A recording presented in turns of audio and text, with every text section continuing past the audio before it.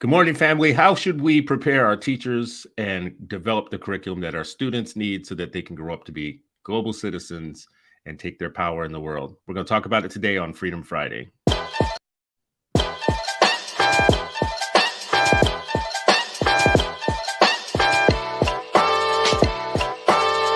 is Freedom Friday, and you're still not free.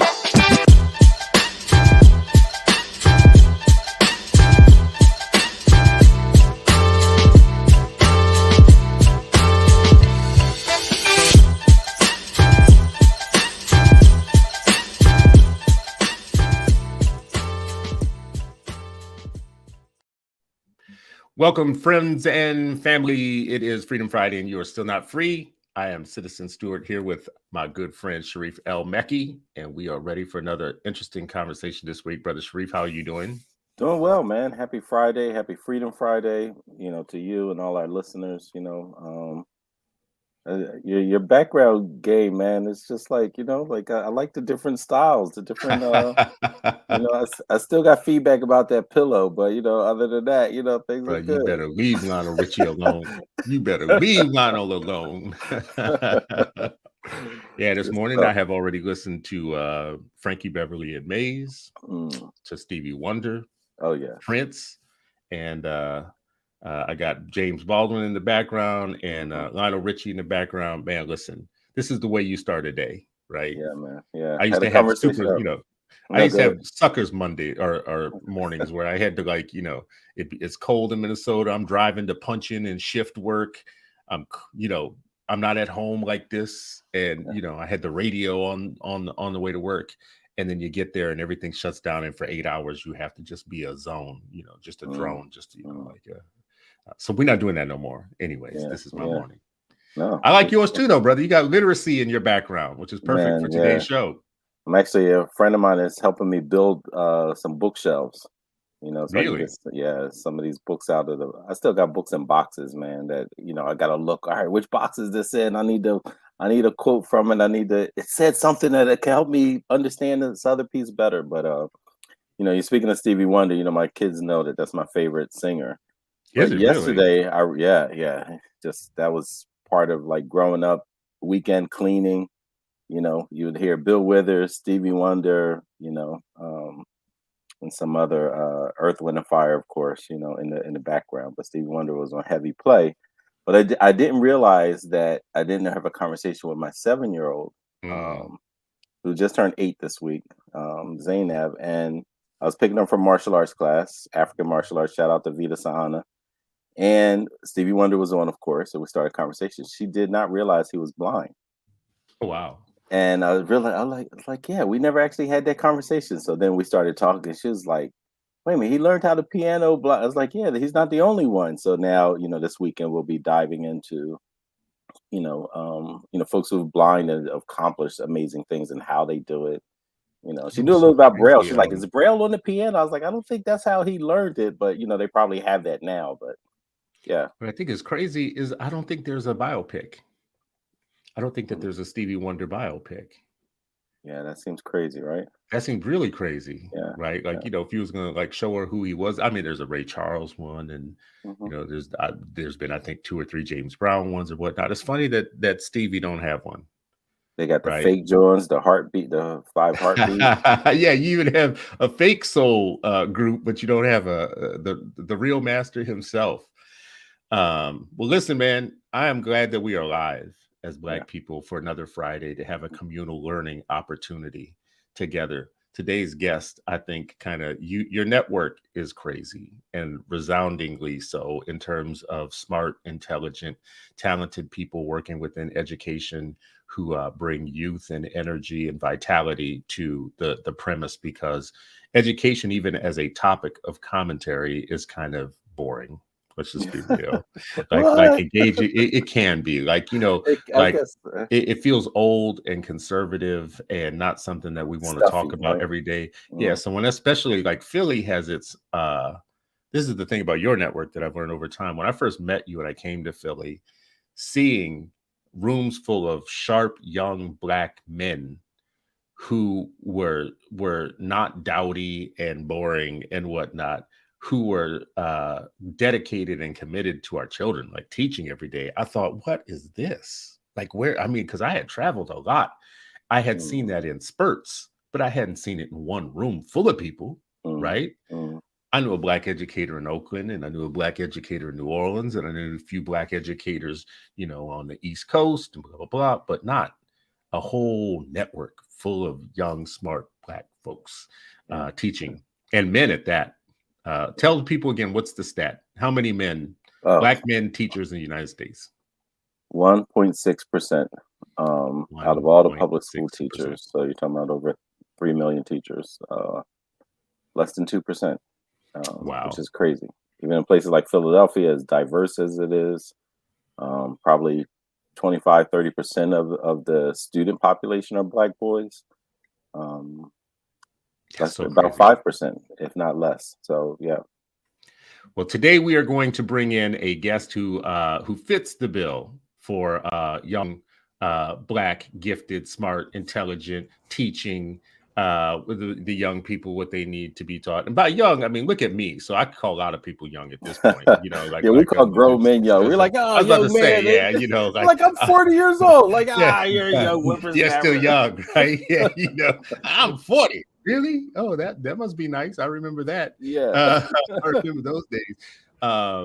But today we have on with us Brandon White, who's a former middle school ELA teacher and restorative practices educator for the Rochester City School District.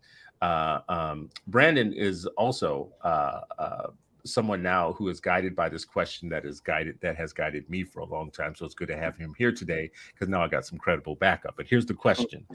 How do we provide equitable ELA and literacy instruction in a way that fortifies student identity and dismantles systemic racism in education?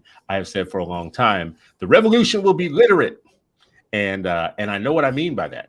I know what I mean by this. A powerful statement. The revolution will be literate. There has never been a good revolution that has been based on illiteracy. All freedom fighters have been fighting for literacy for the masses, not just for the few, but for the masses. Cuba has come up on our show before, you know, talking about somebody who said, no, we're going to deputize a whole bunch of people to go into countrysides and teach people to read. Why would you do that? Why would a revolutionary do that? Because it's very powerful. It's the way that you win. Literacy is the way that you win. So Brandon White, thank you, brother, for coming on this morning. We appreciate you. No, thank y'all for having me. I joked on social media and said, I don't know if y'all follow Kung Fu movies at all, but I feel like when Gordon what are you talking about? Brothers, of course, sweetie. I can't make assumptions, you know, but I feel like Gordon Liu, when he made it up to the monastery to learn some things and to talk with some masters. So I feel very humbled to be here, and I'm a proud member of that 1.6%.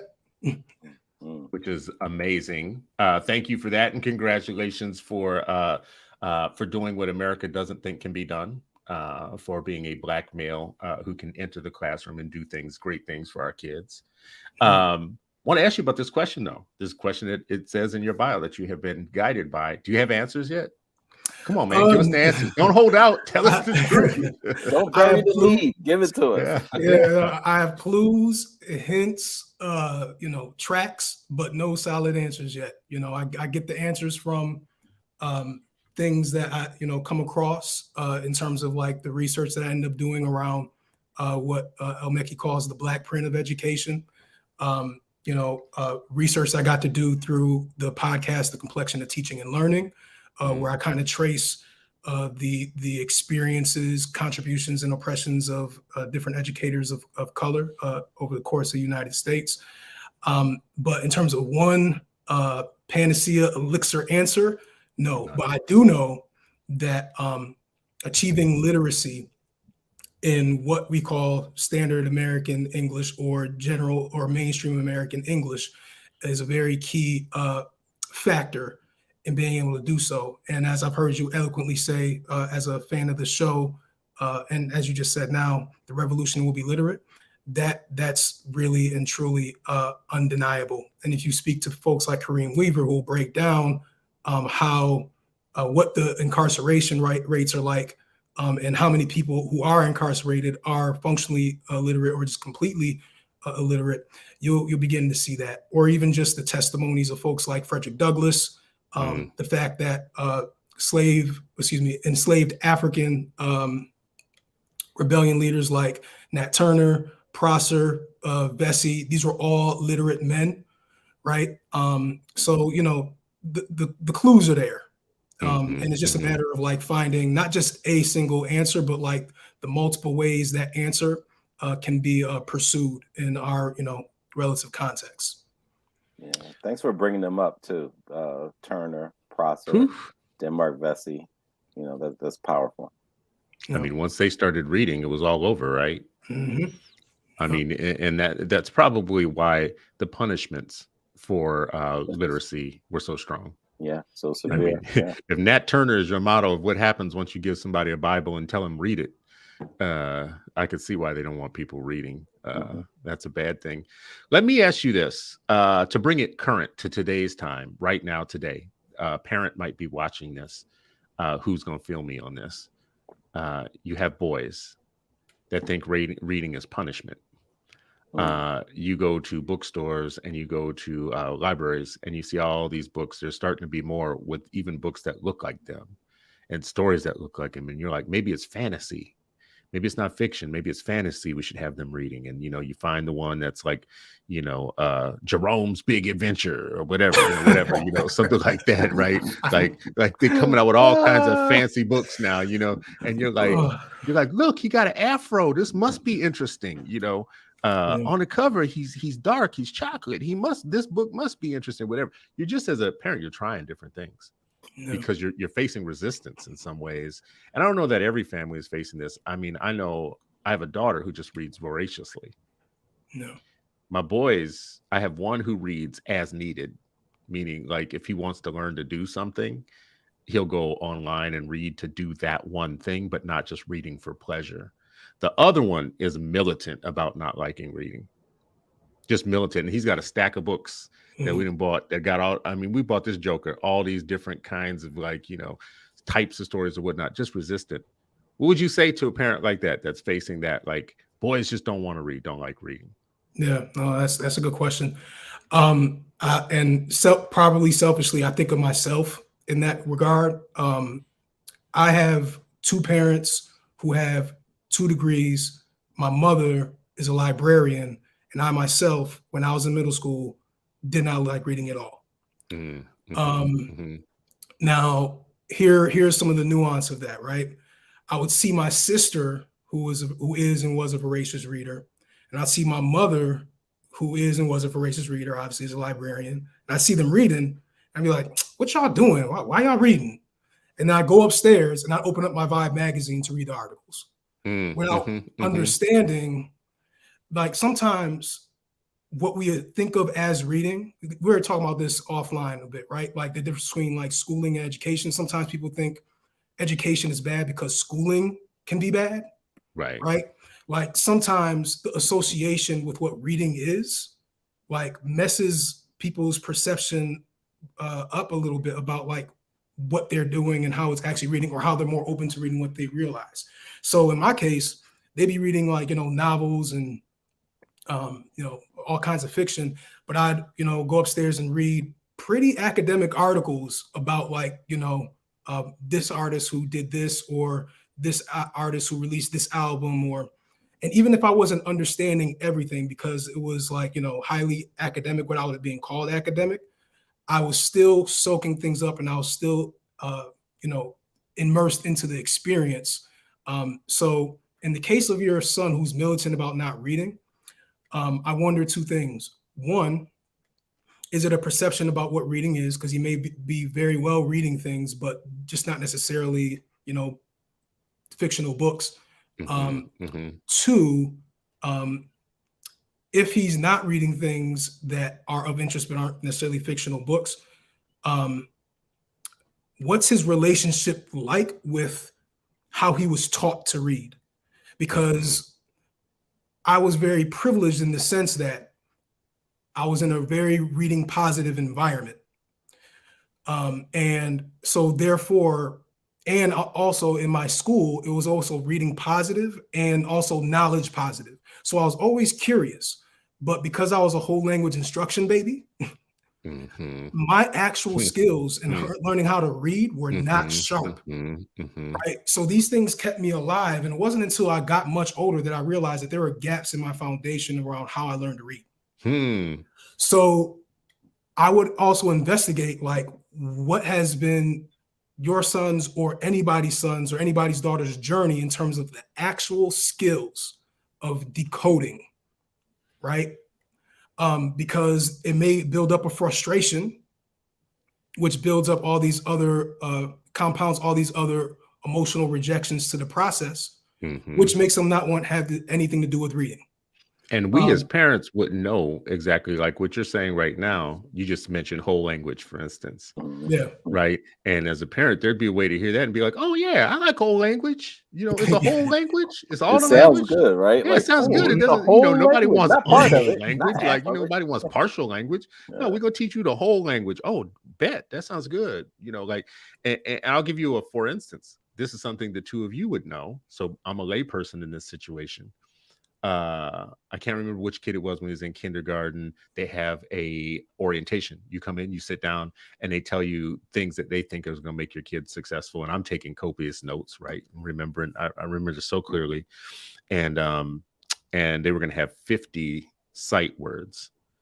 And I had remembered with the child before, that child had gotten way beyond 50 sight words. So I'm like, oh yeah, this is doable. We're going to do this. I mean, we're going to knock this out of the park. I talked to an educator friend in the Twin Cities who was like, we do 250 sight words. And I thought, wow, we well behind. And it wasn't until years later I told this exact story to another educator. I was like, we don't do sight words. Sight words are garbage. And I was like, see, y'all need to stop this. Y'all need to stop this. Y'all need to have one orientation for us over time. That's like, how would we know any of this? That's like calling for help and get the runaround. Like, oh, not this office. This office. Let me hold, please. I'll transfer you. We just like into academic transferring. Constantly. But yeah, I mean the orientation piece I think is really important, and there's not been one. I think I think America has far too many teacher colleges, teacher prep programs. I think it's just way too many. It's little oversight. They're not accountable for outcomes. It's literally like a rejection of outcomes. Like, yeah, we don't care what they do once they leave.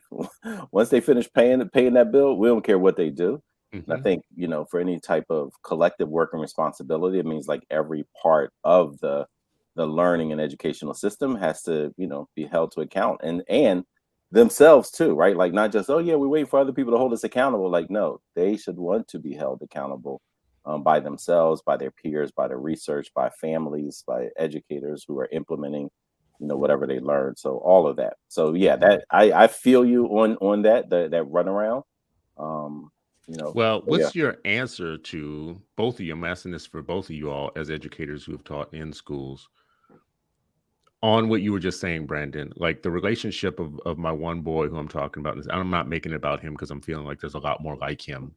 Yeah. He does have a relationship with getting information in different ways. Like context, the context of how he gets his information is different, but it's not books. But if he needs to know something about Fortnite, how to solve a complex problem, he's on YouTube. Maybe he'll jump into websites on Fortnite and he'll figure it out through text. He knows how to find and retrieve information to solve problems in life. But my fear is that he's not engaging a story that makes you kind of expand for a long period of time, like to stay focused and like looking up something on YouTube or on a website and solving a complex problem is pretty transactional and quick. That's not learning about a story arc and being able to follow an entire story for a period of time. I see somebody else put graphic novels in the timeline here. We bought him graphic novels, but I had some worries about it, right? I was like, is this the same thing as reading? These are choppy little pictures and sentences, So, I mean, is that really reading? And I read right on this magazine. Is I did all that stuff too. This is good reading, bro. Yeah, absolutely. Yes. Oh man, bruh, yes. Are you kidding me? Yes. Yes. Yes. Like reading. Yes. So another story my mother told me I didn't realize until I got older. I myself, when I was a kid, like during this stage, like what 5th grade to 8th grade, I was just telling you about. I would go up to my mother's job, the library in the neighborhood, and I would only take out a couple things. I would take out Garfield comics. I would take out Calvin and Hobbes, and I would take out like when I got older, like the Boondocks, and I'd read those comic strips as well. And I think the story goes like, because libraries will have like reading marathons where kids can say how much they read, and they get some sort of reward after they read. And Pizza Hut ticket. Yeah, Pizza Hut tickets and stuff like that. And my mother, behind my back, I didn't know this, when she saw my when I was submitting as reading, she was like, "This ain't reading." Like, because again, she's reading Toni Morrison, she's reading James Baldwin, she's reading novels, right? And then a fellow librarian was like, whoa, whoa, whoa, whoa, whoa. You need to stop that. Because basically, one, it is practice for decoding and fluency, or it could be, excuse me, it could be. I really want to make sure that I emphasize that it could be. Two, it's still keeping a positive relationship with the process of reading. And then three, it allowed me to continue to explore other ways that graphic representation through graphic novels and comics and stuff like that can be just as deep, if not deeper, than many of the novels that some of our kids have to read in curricula. Like, I'll never forget when I actually read Watchmen, right? Like, books like graphic novels like it's a compendium now, graphic novels like Martha Washington, which is about like this Black woman who grew up in the South Side of Chicago in this dystopian future. Like, all these layers of meaning and knowledge, and plus, like, when we talk about text complexity and structure, you're able to have complexity in textual structure in graphic novels that you are limited to if you're just doing traditional print, right? So, and you get to layer up the meanings with what's actually getting written in word and what gets decoded in the illustration at the same time. So depending on what you're reading as a graphic novel, it could be shallow or it could be incredibly deep, but that's also true of traditional print and text, right? So yeah, I would, if your son is looking to build endurance with text, but you're also worried about, wanting to make sure that he's following a story arc, and, reading something that has some, meaning. I would introduce a comic series or graphic novel series that has those things. Because I know for me, even as a grown man who does this, like, appreciating the variety of how meaningful and complex texts can manifest, and how they can be produced. Like, I can't be stuck reading education books all the time.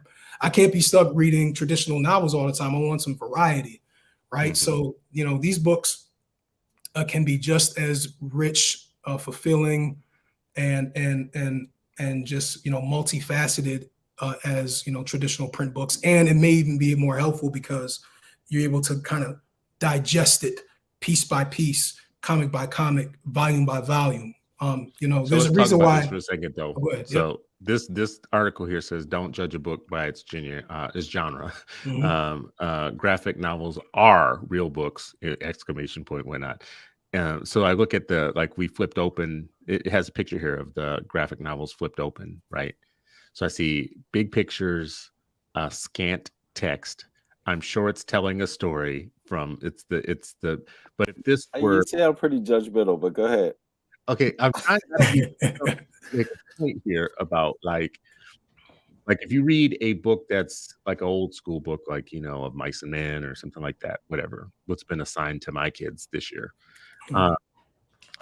you're having kind of backstory and exposition, and you have it. So this looks like just the character parts of the dialogue part of the story, without the rest of what would be in a fiction book, right? I don't know that I disagree. I mean, when I was young, I read comics And I noticed, Brandon, that you had said earlier that you read like Vibe and whatever. So I read Right On magazine. I read People. I read anything that they would bring in, and I could probably have an unusual amount of trivia knowledge. I could tell you everything about Rick James' life, probably from like 83 on. I could tell you so much about Michael Jackson and DeBarge and Full Force and just like a whole bunch of other groups. I'm just saying, it's like, Brandon, do you even know who Full Force is, bro? The Full Force MDs? Yes. Yeah. Okay, you do. Okay, good. Yeah. All right. I just want to make sure that I'm not like, but I'm only saying that to say, are you missing something in terms of understanding like paragraph structures and story arc and how to write longer sentences, for instance, or to how to master like Baldwin, for instance, The Fire Next Time, so eloquent as a book, but the language is beautiful. It's precise. He masters paragraphs and whatnot. Are you missing that part when you do this type of reading? Again, so it depends on the graphic novel you come across. All the things that you just named that could be potentially missing in graphic novels could also be missing in novels. Ooh, right? In terms of level of like, depth, complexity, structure, meaning, language, like, there are novels that don't have that. One graphic novel, or I guess one comic series, I think that you would actually probably like a lot, Stuart, is something called Undiscovered Country. It's written by Scott Snyder, and I forget the other author and illustrator, but essentially this book is about, it's like a speculative fiction around what would happen if America closed all of its borders for hundreds of years. And the story is so complex, and there's so much mirror knowledge about being an American, whether you're a privileged American or an oppressed American, because the material really gets into both lenses of it. And also opens up a window to a lot of STEM material. And in between this really rich dialogue that has this complex language and meaning and knowledge within it, that in between each volume, there's like a letter, a news report about what happened that led to America to be in this space and time. So you still get like conventional norms around like how text is typically structured. And these little pieces, and let me tell you, like, I have to pay very close attention to what these little interjections of the text look like and what they talk about, because it gets very granular really quick, right? So there's all this diversity of how it can look like this, right, in the beginning, right? And then the dialogue can look even richer, and not even just like it look richer, but like it is richer in terms of what's being talked about, how it's being talked about. And then there are these in-between pieces that function as like basically like prose or essays. And then at the end of every compendium or volume, there's this really, really in-depth dive into how the authors came up with the material and structured the story, right? Then which requires some extended, more traditional reading. And it turns out in this book that the authors actually met some people from DARPA that were talking about some experimental defense mechanisms for the country, and that's how their ideations came to be into fruition. So again, like with graphic novels, you can easily have a wide variety of like, how folks can engage text. Some of them have like, 4 words a page. Actually, the Nat Turner graphic novel has like only like 1 or 2 words a page. It's mostly images, right? There's a Nat Turner graphic novel? Yes, I didn't know about this one. Definitely, wow. Definitely. Well, let me ask you this, Brandon. Why did this? So we're in this one that you talked about here, which I encourage people to go look at, because they have a whole version online of the first edition of this that you talked about, which I think is amazing. Like, you can try it before you buy it, which I actually like. Why did it ask me if I was 18 years old before I jumped in on this?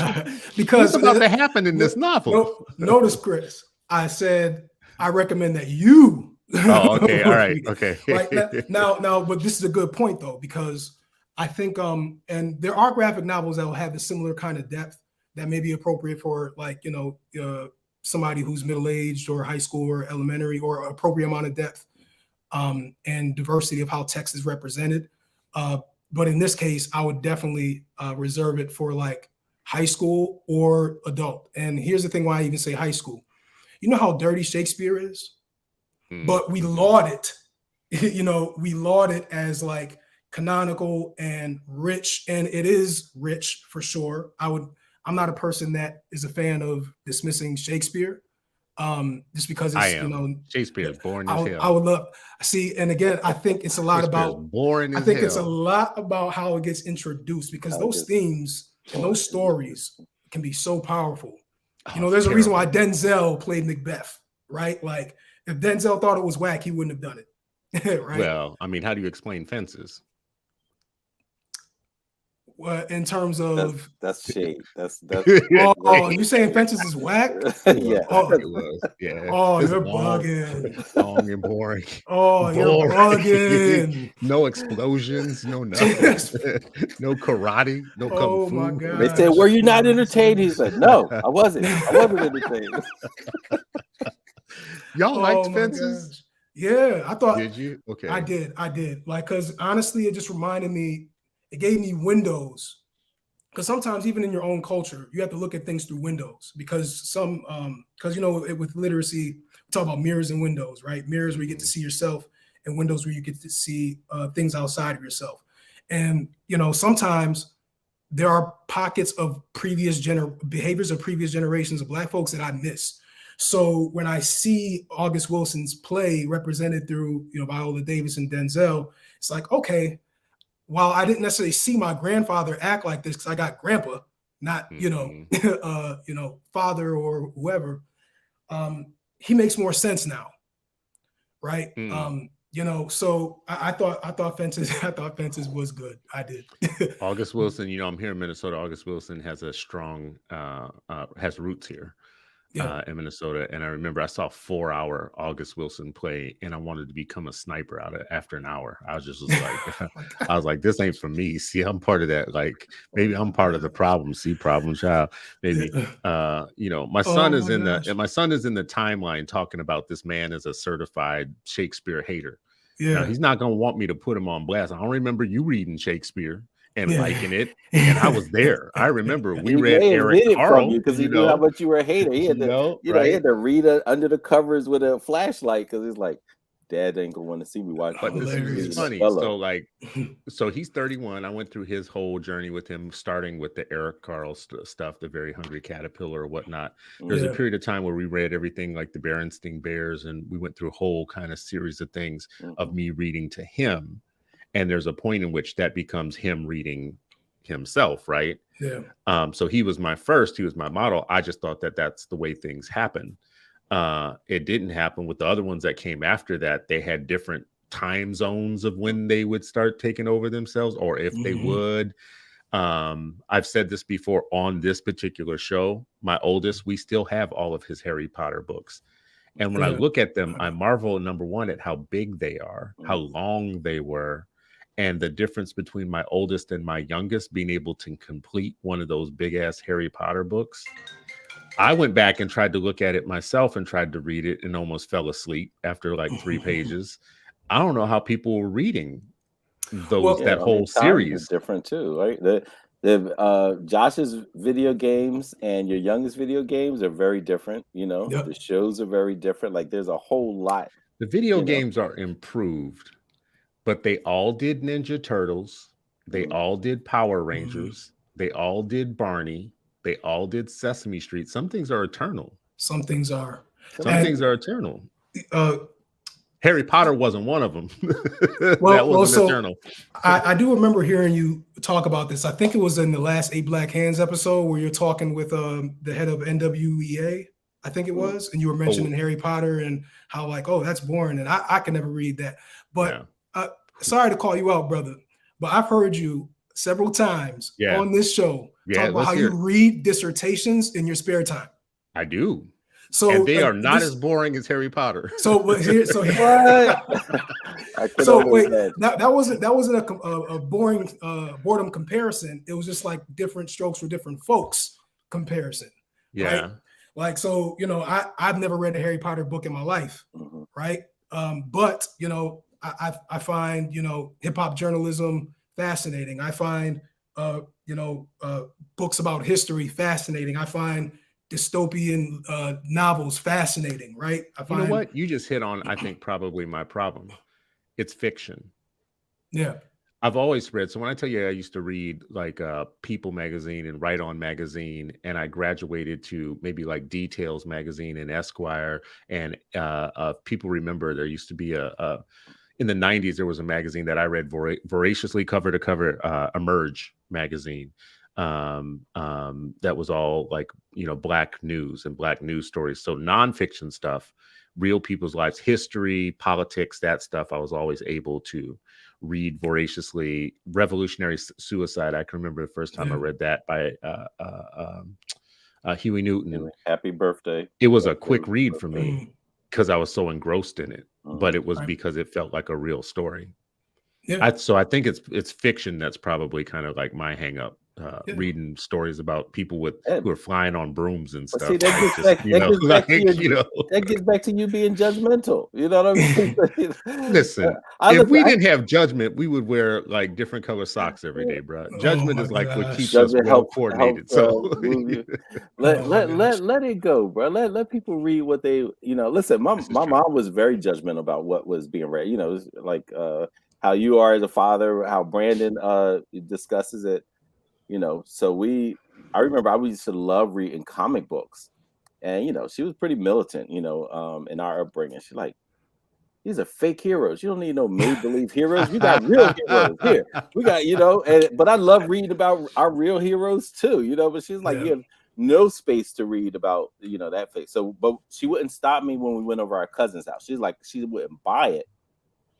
But if we were over my cousin's house and, you know, Hakeem and Kenya and them, and they had, you know, Hamido on the other side, like they had like boxes and boxes of comics, and they were some of my favorite visits because I would just go like, they ripping and racing, doing whatever. I was in their room devouring comics, but also I would come home and I loved reading, you know, like the Black Cowboys, you know, the Golden Legacy series, and you know, like I used to love, you know, like she just had all of these, and my favorite magazine was Ranger Rick. You know, it was like it was stories, but it also had facts, and like I just had Ranger Rick and highlights. But I read voraciously too, and then to me, it didn't matter. It could be the back of a cereal box, it could be the comics, it could be whatever. But we also had no TV, right? Like, so for me, but I'm glad I found passion in it. There you go. Because if not, oh man, that would have been a really miserable childhood, you know. But you just hit on another one of my things too. Is I got into it with Miss Jasmine, and I don't mean got into it.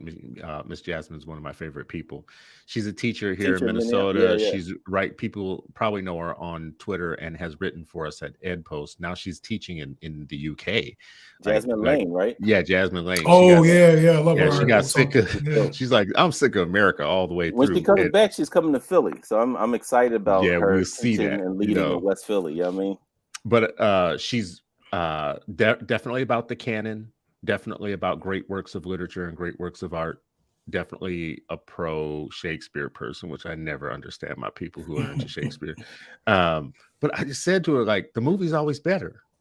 The movie always is better. So why do you even have to read it, right? It misses so much. So like, I'm surprised you're not disappointed after reading something and then watching it. Like, it misses so much of the and you're just saying that you want them to read this arc and this thing. Then you're like, oh, the movie's better. Like, but you get the arc in the movie. Well, let me ask you this: have you seen Saving Private Ryan? No, not from beginning to end. I've only seen pieces. Well, you've only seen pieces of Saving Private Ryan? Yeah. Oh my God. I can't imagine how you could write that as a book. I don't know how you could. That movie is so good. I don't know how you could make that a book. Like, imagine the book would be even better. The details, the nuance, the dialogue that gets cut off, that's chopped up in the movie. In a book, bruh, listen, I remember when I read Roots. Now, that, I could not put it down. That's true. And the TV version was not as good as the book in Yeah, that case. and would have to I say. saw the TV as a Yeah. kid, as a 7, 8-year-old, right? I Yeah. read the book much later. Bruh, I was like, this is amazing. I was jealous of I have friends who read The Lord of the Rings and read The Godfather. I've never read those, but I was jealous that they, I don't have time to read that now. But I was like, man, back in the day, I wish I was pissed. I was like, yo, I'm mad jealous right now that you read those, and I could imagine being lost in that type of, Did you ever try to read Star Wars? The books, the Star Wars books? Star Wars. My favorite is what's this guy name? Zahn, Timothy Zahn. Yeah. His series, his take on the oh my gosh, bruh. I read that as an adult, like, and couldn't put his series down. Zahn. Oh my goodness. I think I read Jurassic Park. More. You have much more imagination than I do. Jurassic Park book, yeah, compared to the movie, bruh, it's no comparison. Yeah, man. None. Yeah. Yeah. You must not have surround sound or a good TV or good popcorn or what like.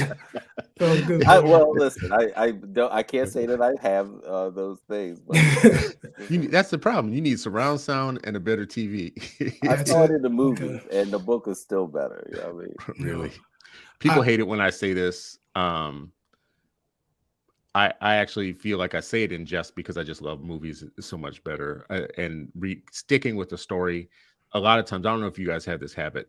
There's sometimes where I have 4 books that I'm reading at the same time, and there's a chance that one of them might not make it to the finish line, right? Like you didn't catch me. Your first 2 chapters were whack, and we're not going any further.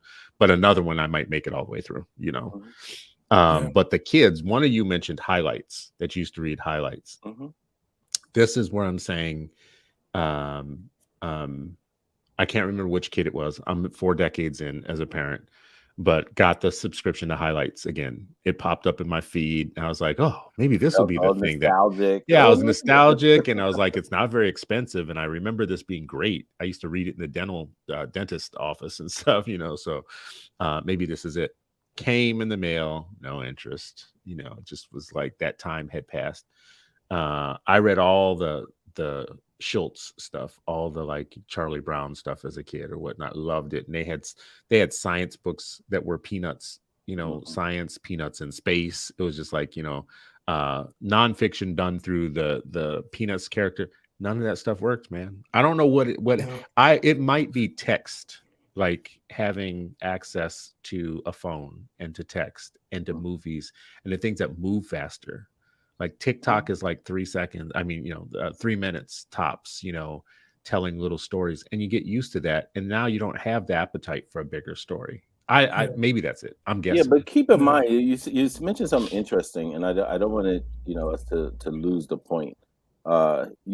What you described was, your children who don't read voraciously, they will read to learn something. That is like, like that's such a important nugget, such a profound statement and observation. And I don't want you to get lost in the nostalgia of like, oh, bigger book, longer book. This was interesting to me. The fact the main part of it, is that they will access information to learn something, to understand something better, to retrieve something. And if you can hold on to that, to me, that's the most important thing. So I think the real push is constantly finding out what they're interested in and then marrying it with, something in print. And it doesn't have to be long. It could be, directions or instructions or whatever. Like that's what it is. And if you can get that to also translate to writing, about their experiences, about this, those are the little tidbits. It doesn't have to be super long.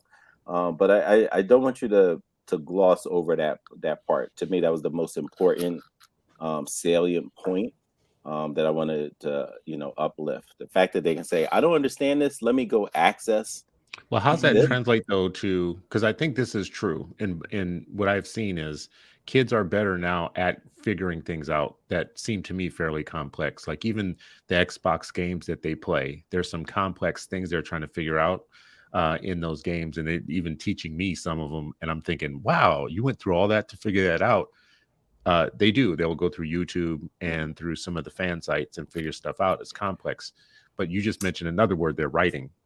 So how does that translate into them becoming better writers too, though? Because you have to be a great reader to be, in my mind, you have to become a great reader to be a great writer. Yeah. And they are accessing information, but it's not going to improve their writing. Yeah, that's for sure. But keep in mind that writing, yes, is deeply connected to reading, but it's also, your interest. Right. That's right. If they were trying to teach something or share something or share information, how they write. Remember, it's all types of ways and styles of writing. Yes. And so like how they do it and what's the purpose, right? Like this when I was a teacher, we would read sometimes the same book or same passage. And the kids were like, we read that. I'm like, yeah, but now we're reading it to look for X. Now we're reading it to do that. There was all these different purposes, that we would read for. And writing is the same thing, and so that relationship again may be like, what's their deep interest and what do they want to write for? Is it to explain something to someone, or to do something? And again, this literacy is all about different things. Some people convey knowledge through videos, right? Like that's one of your skill sets, right? You have a literacy in doing this.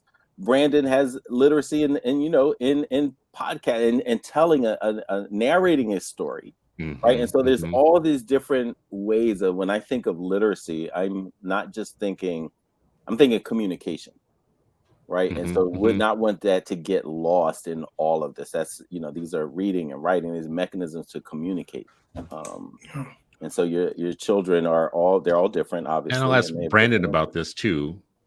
Okay, take everything that Sharif just said. How does that apply to a classroom teacher who's attempting to teach reading to a classroom full of kids, and you're under standards? Like you have standards you have to meet, and you have goals that you have to meet, and it's not working out for you. You got benchmarks coming up. I don't even know what that means, but you got something coming up. Tests. All them tests is coming up, and and your kids are not like. I mean, you may have heard me say this on the show before. Because I'm not an expert, I went and looked at our state test. They print a sample so that parents can go and look at it. This is what your kid, this is what we're going to be testing you on.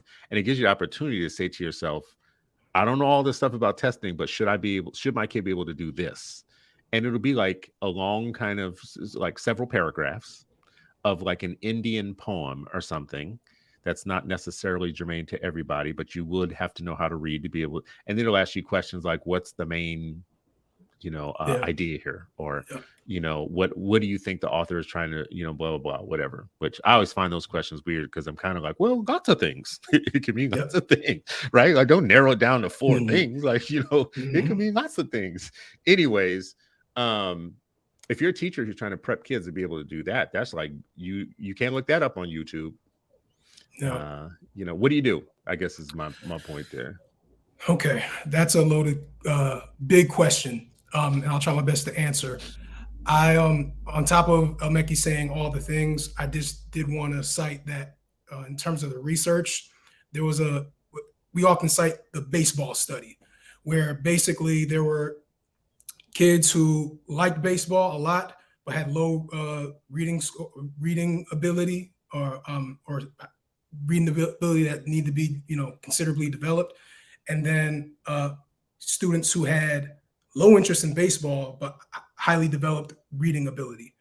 And both of these groups, and there was another 2 groups, these are 2 groups that are important for the story. Both of these groups were given a complex text about baseball. Guess which group had considerably better results in terms of being able to comprehend it? The group that was more interested in baseball, but had a deep journey to go in terms of their literacy development. So interest and urgency are often premier drivers of how one can engage in a text and also provide the confidence to engage and just figure out what a text is talking about. And with that being said, also tying it back to some of the things I learned in the podcast, or I guess not learned, but like got reaffirmed through doing the podcast. Like our people learned how to read under punishment of death. punishment of being mutilated, punishment of being separated from their families. They built schools in pits. They built schools in shacks. They learned late at night in the forest. They learned early at dawn in the forest. Their schools are being burned down in order for us to get a hold of spelling books, learning what we could from white folks, and we still learned how to be literate, and we became literate in the English language, or excuse me, mainstream American English, faster than any other group during that time period. So interest and urgency are and you know, instruction, of course, and types of instruction are really key. So to the point of being a teacher who is in that instructional standpoint, right? It is tricky because it also has a lot to do with the curriculum that was chosen for you, because let's be real, teachers aren't necessarily choosing the curriculum, or that you choose, right? Because curriculum itself, when we talk about this all the time at UnBoundEd, curriculum itself is a cultural artifact, right? You are producing something, or you basically have a blueprint of knowledge, information, and beliefs. And just like a blueprint in real life, like if I make a blueprint for an office, that blueprint, depending on how I execute that blueprint, will dictate how people work in that office and why people work in that office and what they work on, right? Curriculum is the same thing. So if you have a curriculum that I would submit is, you know, or we submit at UnBoundEd is grade level, engaging, affirming of who students are, and meaningful for the context in which there's the student identity has to operate in this society, then you're able to produce citizens that are independent, lifelong learners, who become, you know, literate agencies for dope citizenry in the United States.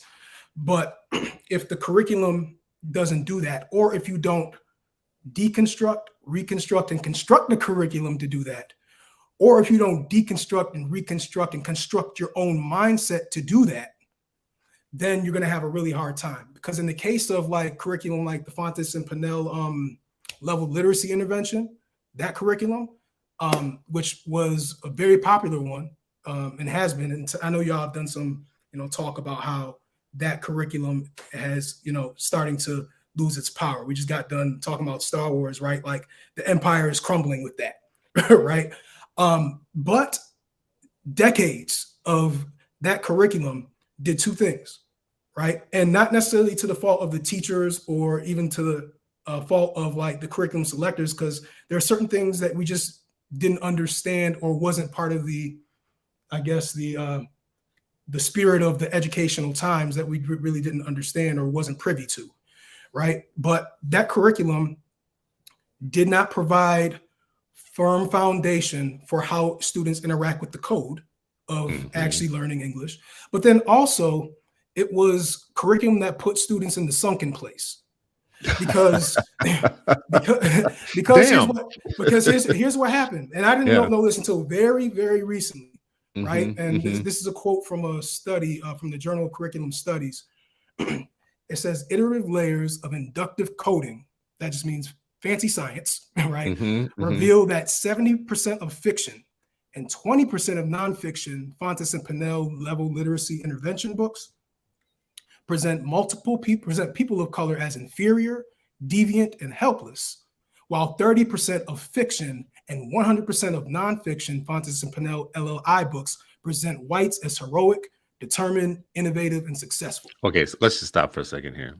This is why I hate everybody and everything, right? That's why you choose violence a lot. This is why I choose violence so often is, I say this all the time, $750 billion to $800 billion, which matches our military budget, is what we spend on public schools. We have universities and colleges that are training whole workforces over decades and decades and decades of people going into classrooms that are being trained to be teachers. Science behind what works and what doesn't work. And you just mentioned an entire kind of swath of work that was put on to American children for years And the conclusion over a long period of time is that was probably the wrong thing to do for lots of reasons, cultural, racial, scientific reasons, right? We went through things I've mentioned on this show before, like Ruby Payne. And earlier in this discussion, you mentioned whole language, whatever.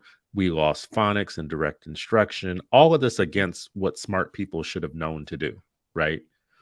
And I'm only making the case to this point that I'm coming to now, which is we can't trust anybody as parents. That I think some of us walk around feeling like very smart people have figured this stuff out a long time ago, and that, you know, if you put your kid in and they're not learning, it's on you, and it's like maybe your fault or something you're doing, and we take a lot of the blame. And it might be that we could do better on some things. That's true. Maybe we could read to our kids more or whatnot, but we sure as hell can't make sure that Fontes and Pinellas or Pinnell's works and has been vetted and actually has been researched. The thing you just told me, this soundbite that you just gave me, this study that you just put up, whatnot, feels like an act of war. It feels like educational malpractice at very least, at best, educational malpractice. And at worst, it feels like an act of war. Systemic racism, that was a system that was put into systems. And you're telling me that for, I don't know how long this has been going on, you know, like I know 12 years ago when I was on the school board, we were talking about Fontes, you know, and I know it had been old by then. So you're telling me that, I'm sorry, say this piece that you said again, then this is like disturbing to me. Say this again. 70%, no doubt. 70% of fiction and 20% of nonfiction FNP LLI books present people of color as inferior, deviant, and helpless, while 30% of fiction and 100% of nonfiction FNP LLI books present whites as heroic, determined, innovative, and successful. So, and you know, I don't know, because I know we talked about your son for that kind of was the launch pad of this conversation. I'm not sure what his very unique and distinct experience is. But we live in a culture where being taught the technicalities of how to read, like the actual decoding piece, right, is not being taught. And then the comprehension piece is being taught, but it's being taught in a way that glorifies the oppressor and denigrates the oppressed. So it's not a wonder that despite the fact that we knew that the revolution would be literate, and that we fought tooth and nail, and that we actually taught phonics before it became a big thing in our modern educational zeitgeist, it's no wonder that, because y'all talk about the Brown versus Board, double sword of Brown versus Board a lot, it's no wonder that once we lost some control of our why we teach or how we teach, that there are so many kids that are so disillusioned with the process, because now they're learning in this environment where they're not given the complete code, and the meaning that they're absorbing is so often diminishes who they are and their experiences. So when teachers have to, first of all, teachers kind of have to see that, and then they have to, you know, either select a curriculum that lends to the opposite of that. And I would recommend, you had Kaya Henderson on here, Reconstruction is dope, right? I recommend even something called Common Lit, which is this amazing, multifaceted, like curricular resource. I even think Expeditionary Learning has gotten considerably better with how they make sure the curriculum is grade level, engaging, affirming, and meaningful. But so they have to choose it, or if it's already been chosen for them, find a way to be creatively insubordinate. Now, see, here's a term I like. Okay. Yeah, now here's the thing. This is I shouldn't have done this. I should have said where it was from, but I didn't say where it was from because I'm familiar with your affinity for student teacher unions. Yeah, it was from my union leader who said that. Listen, I'm starting to warm up to teachers unions now. I think like I feel like they're our last line of defense against the right-wing hostile takeover of our thinking systems right now. They're not perfect. They're not perfect by far. As a matter of They're fact, very yes. mafia-ish at times, for That's sure. true. And you brought it up That's a true. billion times, right? And Yeah. you know, it's very nuanced, right? Yeah, I feel like we but yeah. need the mafia right now to fight back some of the To right fight wing all this stuff that's stuff, happening. yeah. So this is like, you know, no permanent friends, no permanent enemies. Word. I think actually right now is a time where there needs to be a massive educator revolt. Yeah. You are not going to totally different subject. I know we're at the end here, but 2 days ago, talked to an educator who was put on unpaid leave for showing Selma in the classroom, right? Because of the new state law, right? A day later, talked to another teacher that is fearful that one same thing is about to happen for a book under these new laws. If educators don't stand up right now and use their mafia power for good, I don't know when they would, because now's the moment to do it. This thing that you just said to me about Fontes is going to blow my mind, I think, for the, you know, for the remainder of this month, probably for this year or whatnot. And I'm gonna have to dig in on it, because that quote that you have is so damning in terms of systemic malpractice, educational malpractice, right? And racial reprogramming, cultural reprogramming, colonization is basically what that is. That quote that you're saying, to me, has trained our children through reading programs to see themselves as lesser than and other people as more than. That's hostile to me. I can't even get my mind around it. So you shouldn't have done this to me in the morning, Brandon. Now, see, I was planning on having like a good weekend and just like, you know, chilling. And now you got me like, the revolution will be literate. We are going to take over. Any final words from you, Brandon, in terms of, number one, how people can find you, how they might engage you more around the work that you're trying to do? And we definitely want to have you back on. We're going to continue this conversation, but final words from you. And Brandon, your final words, if you can talk about or point people to the complexion of teaching and learning. Like when you come back, you know, we're going to need to dive into that series, because it was, you know, it was just really, really fascinating and important. No, thank you, Omeki. Well, first, I would point folks to this podcast. I can't, you know, I said it before we hopped on. You know, me and another. Peace, Jeremy. What up, Jeremy? He's probably going to be watching this. Me and him, you know, we'll, whenever we can, especially since, you know, it'll be posted after the live session, we listen, we take notes, we have conversation, because of the representation and the depth of things that y'all cover that, you know, educators need to know that they will not necessarily get in their professional systemic environment. So I point folks to this podcast, Freedom Friday, 8 Black Hands, first, because this is some of my gasoline to keep me going. In terms of where I go with that gasoline, there's a podcast I do through UnBoundEd called The Complexion of Teaching and Learning, which covers the historical and contemporary contributions and oppression that educators of color face. It starts with, you know, how we educated our own pre-chattel slavery, and then it moves into our experience in the United States. But then it also talks about Native American experience, Asian American experience, and Latino American experiences, as, you know, what is meant for them to be educators within their own culture, be professional educators, and all the intersectionality and frictions that exist as a result. So that recently finished his last episode. Meki's on it. Dr. John B. King's on it. Emden's on it. Chris Emden's on it. Alfred Tatum's on it. Jeannie Pooper Walker. A lot of awesome people. Edison Stewart isn't on it. You know? Well, okay, so it's all right. It's fine. You have El Mekki on everything. All day, all night. El Mekki everywhere. All in the video. Well, listen. All up in the videos. All up on the stage. All up on the videos. Oh my gosh. Come to Complexion of Teaching and Learning. Oh man. Worthy shade. Thank you. I appreciate it though. We need more of it. We need, I've been calling it communal learning opportunities, where we learn together at the same time, and that we have mixed groups, like groups of people that like you all who are studying the work and thinking deeply and intently about it, and others of us that have questions.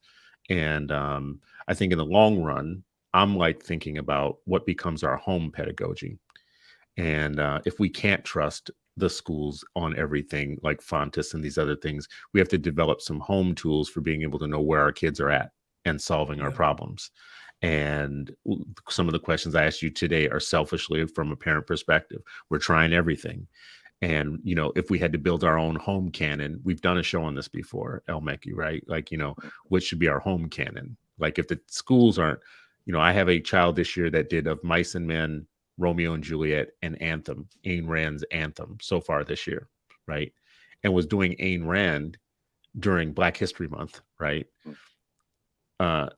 That's not I wouldn't have chose that necessarily, right? Like that's not what I would have chose.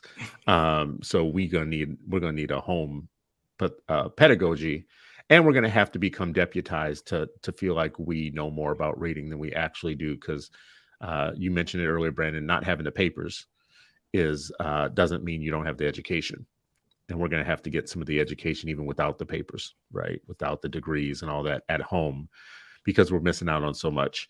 I appreciate this conversation today. I am going to go and check out the Nat Turner graphic novel. That seems interesting and whatnot. We're going to keep trying to make this conversation a popular one for our communities and for others. It's got to be.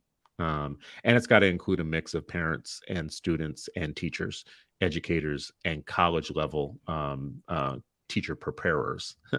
And at some point, maybe we need to get the Fontis people and others on here too. Give them a grilling session. Get them on here. Let's take them to task. What's wrong with y'all? Why y'all so racist? No, that's not how the show would go. I'm sorry. That's not how the show would go. That'd be a terrible show. But, all right, y'all. I appreciate you so much. Thank you, Brandon, for coming on today. We please come back. Yes. As El Mekki just said. El Mekki, thank you as always for your wisdom and for opening your network to the broader world. Appreciate it, man. This is dope. This is dope. Good stuff. Thanks, Brandon. Appreciate it. Thank you, friends and family, everybody watching. Thank you guys for your amazing comments that you had today. We appreciate you for giving us your time and for being interested in these issues in the first place. Jamoki Hinton, I'm not gonna get out here without telling you. Thank you for this comment. I love black men, nerd intellectuals, dope and hella funny. BMNI in the building. Word up. So we appreciate you too, Jamoki, and Mama Toya, Elaine Wells, and the whole crew. Even some of the Bright Beam crew was in the house today. We appreciate y'all. Have a great weekend. Try to stay safe. Keep your kids safe. Keep your mind right. The world is in deep disarray right now, but we always have to